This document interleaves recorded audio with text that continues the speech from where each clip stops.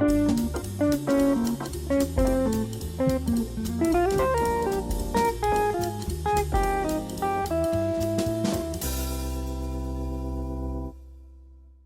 everybody, welcome to Line of the Week number 176, Motive Development Using Melodic Rhythms. It's time again to take a rhythm, add notes to it, and then improvise with it over tunes. This is called motive development. Each week I try to present brief explanations and examples of specific tools you can use in your own improvisation. This week's line includes 5 motive development tools: variation, fragmentation, extension, rhythmic displacement, and crossing the bar line. Let me first define these tools and then explain how I applied them this week to the line of the week. First, variation means, in this case, the same rhythm, different notes as the original motive. Fragmentation means using an identifiable part of the original motive. Extension means adding notes before or after the original motive, or a fragment of the original motive. Rhythmic displacement means starting the motive on a different beat, and crossing the bar line is defined as follows. This definition comes from Hal Crook's book, How to Improvise, used with permission. Over the bar line phrasing occurs when a melodic phrase ends with a sustained note at least one full beat or more before a chord change, meaning the melody cadences before the harmony changes. The sustained note is then held over the bar line for at least a half a beat, and usually longer, while the chord changes. Before I get to the line of the week, and so we're all on the same page, here are the chords to the progression.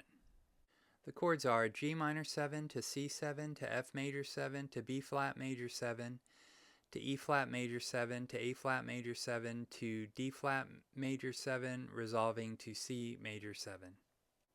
Here are the chord scales I'm using for this week's line. The chord scales are F major to D flat melodic minor to C pentatonic to F major to B flat major to E flat major to A flat major to G pentatonic. Here's the melodic rhythm I'm using this week.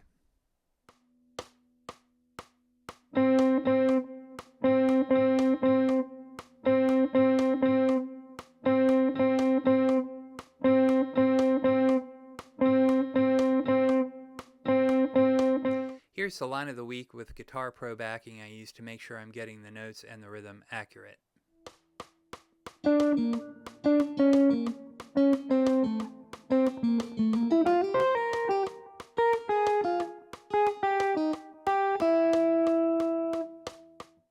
Let's look specifically at the line of the week.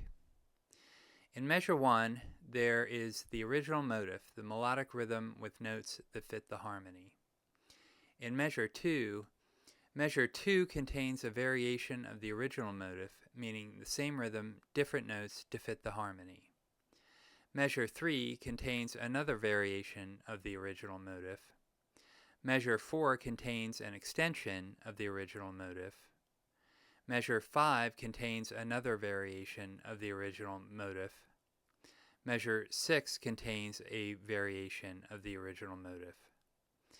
Measure 7 has a few things happening. The first part of measure 7 contains a fragment of the original motive. The second part of measure 7 contains the second part of the original motive, but I moved it up by an eighth note. Since it begins on a different beat than the original motive, I would call this rhythmic displacement. Also, measure 7 is an example of over the bar line phrasing. The note E at the end of measure 7 is sustained for a full beat before the chord changes from D flat major 7 to C major 7. Note E is held over the bar line, lasting a total of 5 beats. Measure 8 contains a whole note extension of the original motive to end the line. In conclusion, let me quickly shift gears. An explanation of my fingerstyle technique is available on my store page at stewartjazz.com. All my major, pentatonic, melodic minor, and diminished shapes are included in my instructional video and accompanying PDF files. The PDF files contain regular notation, tab, left-hand fingering, right-hand fingering, hammer-ons, and pull-offs. The video and the PDF files are only $10. The purchase helps support the channel. So that's all for this week. Thank you very much for watching, and we'll see you next week.